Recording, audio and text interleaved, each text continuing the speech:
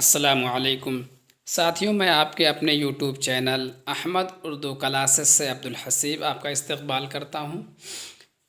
تو ساتھیوں، ہم نے جو سلسلہ شروع کیا ہے نیٹ جے آر ایف کے کلاس کا، اس میں آج یہ ہماری 2021 کی دوسری کلاس ہے۔ ہم پڑھ رہے ہیں اردو اصناف شاعری میں سے قصیدہ، جو ہمارا یونٹ 2 ہے سلیبس کے اکارڈنگ۔ تو چونکہ آپ جانتے ہیں ہمارے سلیبس میں قصیدہ کے تحت 2 قصیدہ نگاروں کو رکھا گیا ہے۔ سب سے پہلے آپ نے پڑھا مرزا محمد رفیع سودا کو، آج ہم پڑھیں گے شیخ محمد ابراہیم ذوق کو۔ تو آئیے سب سے پہلے ان کا نام دیکھتے ہیں کہ نام کیا ہے۔ تو شیخ محمد ابراہیم ذوق، ان کا نام ہے شیخ محمد ابراہیم، تخلص ہے ذوق، اور ان کی جو پیدائش ہوئی ہے وہ 1789 یعنی 1 عیسوی میں ہوئی اور دہلی میں ہوئی۔ کب ہوئی؟ 1789 عیسوی دہلی میں، اور وفات ان کی جو ہوئی وہ 1854 عیسوی، وہ بھی دہلی میں ہوئی۔ تو شیخ محمد ابراہیم کا نام آپ کو معلوم ہوا کہ شیخ محمد ابراہیم کا اصل نام شیخ محمد ابراہیم ہے، ذوق ان کا تخلص ہے، اور پیدائش جو ہوئی ان کی یہ 1789 دہلی میں، اور وفات ان کا ہوا 1854 عیسوی دہلی میں۔ ان کے والد محترم کون ہیں؟ تو ان کا نام ہے شیخ محمد رمضان۔ کیا نام ہے ان کے والد کا؟ شیخ محمد رمضان۔ ان کی ابتدائی تعلیم یعنی پرارمبھک شکچھا جو ہے وہ حافظ غلام رسول کے مکتب میں ہوئی۔ آپ جانتے ہیں کہ مکتب جو ہوتا ہے وہ پرائمری درجات کو پڑھانے کے لیے شروع کیا جاتا ہے، تو مکتب میں ان کی تعلیم جو ہوئی وہ حافظ غلام رسول کے مکتب میں ہوئی۔ اور شاعری میں ان کے جو استاذ ہیں وہ شاہ نصیر دہلوی ہیں۔ کون ہیں؟ شاہ نصیر دہلوی۔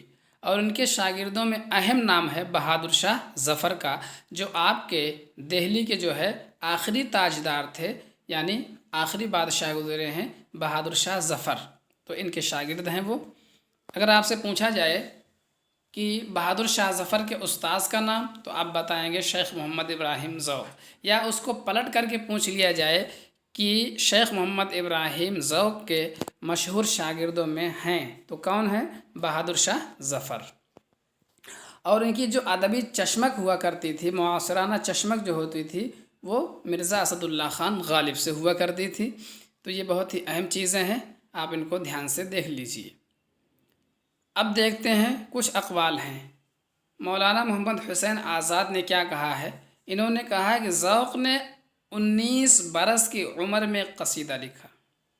بقول محمد حسین آزاد، ذوق نے 19 برس کی عمر میں قصیدہ لکھا جس میں طرح طرح کی صنعتوں کے ساتھ 18 شعر 18 زبان میں تھے۔ بہت ہی اہم بات ہے۔ مولانا محمد حسین آزاد نے کیا کہا؟ 19 برس کی عمر میں ذوق نے قصیدہ لکھا جس میں طرح طرح کی صنعتوں کے ساتھ ساتھ 18 جو شعر تھے 18 زبان میں تھے، جن کی بنا پر، یعنی یہ جو شعر انہوں نے 18 لکھا اور 18 زبان میں لکھا، اس کی بنیاد پر اکبر شاہ ثانی نے ذوق کو خاقانی ہند کا خطاب عطا کیا۔ اب دیکھیے، آپ سے پوچھا جا سکتا ہے کہ ذوق کو خاقانی ہند کا خطاب کس نے دیا؟ تو آپ بتائیں گے اکبر شاہ ثانی۔ کون؟ اکبر شاہ ثانی نے۔ اور اگر پوچھا جائے کہ خاقانی ہند کا خطاب کس کو ملا، تو آپ بتائیں گے شیخ محمد ابراہیم ذوق کو۔ آئیے دیکھتے ہیں ان کے قصیدے کا مطلع کیا ہے۔ قصیدے کا مطلع اس طرح ہے جو آگے لکھا ہوا ہے، دیکھتے ہیں۔ جبکہ سلطان واسد مہر کا ٹھہرا مسکن، آب وائلولہ ہوئے نشو نمائے گلشن۔ کیا ہے مطلب؟ جبکہ سلطان و اسد مہر کا ٹھہرا مسکن، آب وائلولہ ہوئے نشو نمائے گلشن۔ تو یہ ان کے جو ہے شعر کا جو ہے مطلع ہے قصیدے کا۔ اب دیکھتے ہیں بہادر شاہ ظفر نے ان کے متعلق کیا رائے قائم کی ہے۔ تو بہادر شاہ ظفر نے ذوق کو اپنی سلطنت کا، یعنی اپنی حکومت کا ملک الشعراء قرار دیا، یعنی یہ جو ہیں درباری شاعر تھے، درباری کوی تھے، ان کو مقرر کیا تھا۔ اس لیے ملک الشعراء بہادر شاہ ظفر نے ان کو بنایا تھا۔ تو ذوق کو خاقانی ہند کا خطاب کس نے دیا تھا؟ اکبر شاہ ثانی نے۔ اور ملک الشعراء کس نے مقرر کیا؟ ان کے شاگرد بہادر شاہ ظفر نے۔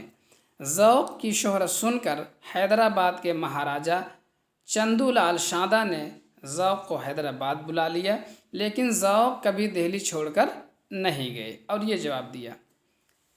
تو جب مہاراجا چندو لال نے ان کو حیدرآباد بلایا تو یہ دہلی جانے سے تو انکار کر دیا، دہلی سے یہ نہیں گئے۔ تو انہوں نے کیا کہا اور جواب دیا، گرچہ ہے ملک دکن میں ان دنوں قدر سخن، گرچہ ہے ملک دکن میں ان دنوں قدر سخن، کہتے ہیں کہ اگرچہ اس زمانے میں سخن کی یعنی بات کی، کلام کی، ادب کی قدر جو ہے دکن میں ہے، کون جائے ذوق پر دلی کی گلیاں چھوڑ کر۔ کیا کہتے ہیں آگے؟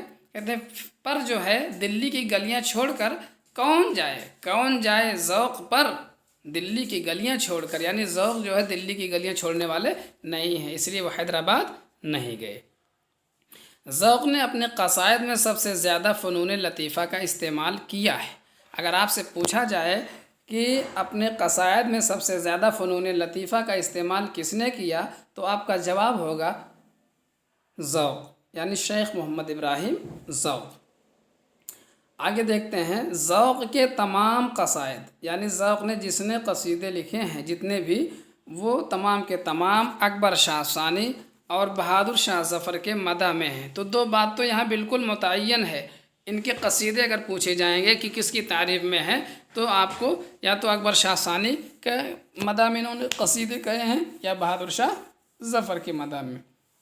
بس ایک قصیدہ انہوں نے سید عاشق نہال چشتی کی مدح میں لکھا ہے، یعنی انہوں نے کل 3 لوگوں کی مدح میں قصائد کہے ہیں، ایک جو ہے اکبر شاہ ثانی، دوسرے بہادر شاہ ظفر، اور صرف ایک قصیدہ سید عاشق نہال چشتی کی مدح میں انہوں نے تحریر کیا ہے۔ آئیے دیکھتے ہیں شیخ محمد ابراہیم ذوق کے اہم قصائد کون کون سے ہیں۔ تو دیکھیے، انہوں نے جو قصیدہ لکھا اس میں سب سے پہلا ہے، زہ نشاط اگر کیجئے اسے تحریر، کہہ رہے ہیں بہت ہی نشاط، کیا ہی خوب نشاط کی بات ہے اگر اسے تحریر کیا جائے۔ یہ ان کے قصیدے کا جو بہادر شاہ ظفر کی تعریف میں انہوں نے تحریر کیا تھا اس کا یہ پہلا شعر ہے، یعنی مطلع ہے۔ دوسرا ہے میری آنکھوں میں اشکوں کے تماشا گوہر، ہے میری آنکھوں میں اشکوں کے تماشا گوہر۔ تیسرا قصیدہ ان کا ہے، ساون میں دیا پھر مہ شوال دکھائی، کہتے ہیں ساون کے مہینے میں عید کا چاند دکھائی دیا ہے، یہ بھی انہوں نے بہادر شاہ ظفر کی تعریف میں تحریر کیا ہے۔ تو پہلا قصیدہ زہ نشاط اگر کیجئے اسے تحریر، تو انہوں نے جو لکھا یہ کیا ہے، کس کی تعریف میں ہے؟ بہادر شاہ ظفر کی تعریف میں ہے۔ اور ساون میں دیا پھر مہ شوال دکھائی، یہ بھی بہادر شاہ ظفر کی تعریف میں ہے، اور ذوق کے قصائد میں سے اہم قصیدہ اس کو شمار کیا جاتا ہے۔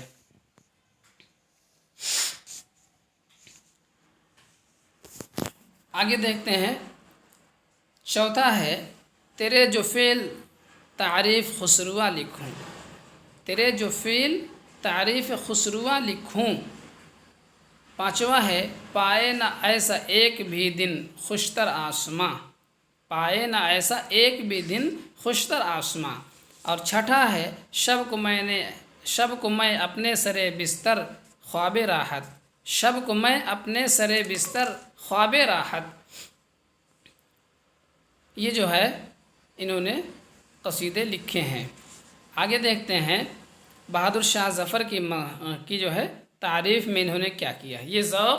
یہ قصیدہ جو ہے ذوق نے بہادر شاہ ظفر کی بیماری سے صحت یاب ہونے پر ان کی خدمت میں پیش کیا۔ کیا کیا تھا؟ زہ نشاط اگر کیجئے اسے تحریر، آیا ہو خامے سے تحریر نغمہ جائے صریر۔ دیکھیے، خامہ کی معنی ہوتا ہے قلم، اور تحریر جانتے ہیں نغمہ کی معنی گانا ہوتا ہے، اور صریر جو صاد سے لکھا گیا ہے، یہ جب قلم سے آپ لکھتے ہیں جو آواز نکلتی ہے اس کو صریر صاد سے کہا جاتا ہے۔ زباں سے ذکر اگر چھیڑیے تو پیدا ہو، کیا کہتے ہیں، زباں سے ذکر اگر چھیڑیے تو پیدا ہو، نفس کے تار سے آواز خوش طرز بم و زیر۔ تو زیر و بم یا بم و زیر جو ہوتا ہے اس کا معنی ہوتا ہے اتار چڑھاؤ۔ اگلا مصرع ہے، ہوا یہ باغ جہاں میں شگفتگی کا جوش، کلید قفل دل تنگ و خاطر و دلگیر۔ تو یہ سب ان کے قصائد ہیں جو بہادر شاہ ظفر کی تعریف میں انہوں نے تحریر کیے ہیں۔ آگے اب بہت سارا ان کے قصیدے کا اشعار یہاں دیا گیا ہے، آپ اس کو دیکھ لیجئے گا۔ ہم دیکھتے ہیں قصیدہ کے مصادر و مراجع، یعنی قصیدہ کے بارے میں اہم چیزیں جو ہیں اس کو ہم دیکھتے ہیں۔ تو قصیدہ کے مصادر اور مراجع کیا ہیں، ان کو کہاں کہاں سے لیا گیا ہے، ان کے بارے میں، قصیدوں کے بارے میں کس نے کیا لکھا ہے۔ تو دیکھتے ہیں اردو قصیدہ نگاری کا تنقیدی جائزہ، یہ قصیدے کے اوپر لکھی ہوئی کتاب ہے۔ اس کو ڈاکٹر محمود الہی نے لکھا ہے۔ کس نے لکھا ہے؟ محمود الہی نے۔ اردو قصیدہ نگاری کا تنقیدی جائزہ اگر آپ سے پوچھا جائے کس کی تصنیف ہے تو آپ بتائیں گے محمود الہی کا۔ اور اردو میں قصیدہ نگاری کس کی تصنیف ہے؟ ڈاکٹر ابو محمد سحر کی۔ تیسرے نمبر پر آتا ہے قصیدہ کا فن اور اردو قصیدہ نگاری، ایم کمال الدین نے اس کو لکھا ہے۔ اور چوتھا افکار سودا، شارب ردولوی نے اس کو لکھا ہے۔ اس طرح سے پوچھا جاتا ہے کہ اردو قصیدہ نگاری کا تنقیدی جائزہ کس کی تصنیف ہے تو آپ کو بتانا ہوگا کہ محمود الہی کی۔ اگر پوچھا جائے افکار سودا کس نے لکھا تو آپ بتائیں گے شارب ردولوی۔ پانچویں نمبر پر آتا ہے تاریخ قصائد اردو، یعنی اردو قصیدوں کی تاریخ، اس کی ہسٹری کیا ہے، کس نے لکھی یہ کتاب تو آپ بتائیں گے جلال الدین احمد جعفری نے یہ لکھا ہے۔ اور صرف سودا نامی جو ہے کتاب کس نے لکھا ہے؟ شیخ چاند۔ کس نے لکھا ہے؟ شیخ چاند نے۔ ساتویں نمبر پر آتا ہے فارسی قصیدہ نگاری۔ فارسی قصیدہ نگاری یہ تصنیف ہے نذیر احمد کی، جن کو آپ ڈپٹی نذیر احمد بھی کے نام سے جانتے ہیں۔ اور اردو قصیدہ نگاری اس کو لکھا ہے ام ہانی اشرف نے۔ کس نے لکھا ہے؟ ام ہانی اشرف نے۔ نویں نمبر پر آپ دیکھیں گے قصائد ذوق، اس کو لکھا ہے سر شاہ سلیمان۔ یہ مرتب ہو چکا ہے، اس کے مرتب سر شاہ سلیمان ہیں۔ قصائد ذوق اور قصائد ذوق جو دوسرا ہے یہ مصطفیٰ حسن علوی نے لکھا ہے۔ کس نے لکھا ہے؟ مصطفیٰ حسن علوی نے لکھا ہے۔ تو دوستو جو ہم اردو اصناف شاعری کو پڑھ رہے ہیں، جو ہمارا جو ہے نیٹ جے آر ایف کی جو ہے سلیبس کا، اس کے جو ہے نصاب کا دوسرا ٹاپک ہے، یونٹ 2 ہے، اس میں سے ہم نے قصیدہ کو پڑھ لیا۔ آئیے اب ہم جو ہے مثنوی کے بارے میں اہم معلومات پڑھتے ہیں، پھر اس کے بعد اس میں جو ہمارے شامل مثنویاں ہیں اور اس کے مصنفین ہیں ان کے بارے میں باری باری سے کچھ ہم پڑھیں گے۔ تو چلیے مثنوی کا فن دیکھتے ہیں، کیا ہوتا ہے مثنوی۔ ساتھیوں مثنوی اس نظم کو کہتے ہیں، پہلے تو آپ یہ سمجھیں مثنوی ہے کیا۔ مثنوی جو ہے سنیون سے بنا ہے، سین نون سے نون یا، جس کے معنی ہوتے ہیں دو دو۔ تو مثنوی اس نظم کو کہتے ہیں جس میں ہر شعر کے دونوں مصرے مقفع ہوں اور ہر شعر کے دونوں مصروں کا قافیہ الگ الگ ہو۔ تو اس کے جو اشعار ہوتے ہیں دو دو ہوتے ہیں، اس لیے اس کو مثنوی کہا جاتا ہے۔ اور یہ جو ہے ایک طویل نظم ہوتی ہے، یعنی لمبی نظم ہوتی ہے، مختصر نہیں ہوتی ہے۔ اس کی خصوصیت ہے کہ مثنوی طویل ہوتی ہے۔ مثنوی عربی زبان کا لفظ ہے اور مثنوی کے لغوی معنی یعنی ڈکشنری کے اعتبار سے اس کے جو معنی ہیں دو دو کے ہیں۔ ابھی ہم نے بتایا سنیون سے مشتق ہے۔ مثنوی کیا ہے؟ ایک بیانیہ صنف ہے، یعنی یہ ویاخاتمک ہوتی ہے، اس کے اندر تفصیل سے کسی چیز کو بیان کیا جاتا ہے۔ مثنوی جو ہے بیانیہ شاعری کی معراج ہے۔ مثنوی کو کہا جاتا ہے کہ یہ بیانیہ شاعری کی معراج ہے۔ اور بہت ہی اہم چیز ہے کہ حالی نے مثنوی کو سب سے کارآمد صنف سخن قرار دیا ہے۔ اس سے پہلے آپ نے پڑھا تھا قصیدے میں کہ غزل کو اور قصیدے کو حالی نے سب سے جو ہے عفونت دار بدبودار چیز قرار دیا تھا، جبکہ مثنوی کو کیا کہا؟ سب سے زیادہ کارآمد صنف سخن انہوں نے اس کو قرار دیا ہے۔ اگلی اہم بات جو ہے وہ ہے مثنوی میں غزل کی طرح ردیف اور قافیہ کی پابندی نہیں ہوتی ہے۔ مثنوی میں غزل کی طرح ردیف و قافیہ کی پابندی نہیں ہوتی ہے اور مثنوی کے ہر شعر کا قافیہ الگ ہوتا ہے۔ جو قافیہ ہوتا ہے مثنوی کے ہر شعر کا الگ ہوتا ہے۔ ایک دوسرے کے ساتھ جو ہے جڑا ہوا نہیں ہوتا ہے۔ آئیے دیکھتے ہیں کہ مثنوی کے لیے کتنے اوزان مقرر کیے گئے ہیں۔ تو ساتھیوں، مثنوی کے لیے 7 اوزان مقرر کیے گئے ہیں۔ عام طور سے رزمیہ مثنوی کے لیے بحر متقارب کا استعمال کیا جاتا ہے، اور جس مثنوی میں جنگ کا بیان ہوتا ہے اسے رزمیہ مثنوی کہتے ہیں۔ تو آپ کو پتہ ہونا چاہیے کہ رزم چونکہ یہ جنگ کو کہتے ہیں، تو رزمیہ یا جنگیہ جو مثنوی ہوتے ہیں اس کو کیا کہتے ہیں؟ رزمیہ۔ یعنی جنگ کے متعلق جس مثنوی میں حالات بیان کیے جا رہے ہیں وہ کیا ہے؟ رزمیہ مثنوی ہے۔ نصرتی نے علی نامہ جو لکھا تھا وہ کیسی مثنوی ہے؟ وہ یہی رزمیہ مثنوی ہے۔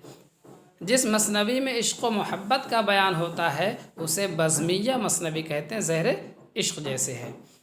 تو دیکھیے، بزم کے معنی محفل ہوتا ہے، تو عشق کی محفل سجی ہو اور اس میں عشق کی باتیں بیان کی جائے تو وہ کیا ہوتی ہے؟ بزمیہ مثنوی کہلاتی ہے۔ تو زہر عشق کیا ہے؟ بزمیہ مثنوی ہے۔ پوچھا جاتا ہے کہ کس مثنوی کو سن کر کئی لوگوں نے خودکشی کر لی تھی، تو یہی زہر عشق آپ کی مثنوی ہے۔ اب دیکھتے ہیں اردو کی پہلی مثنوی۔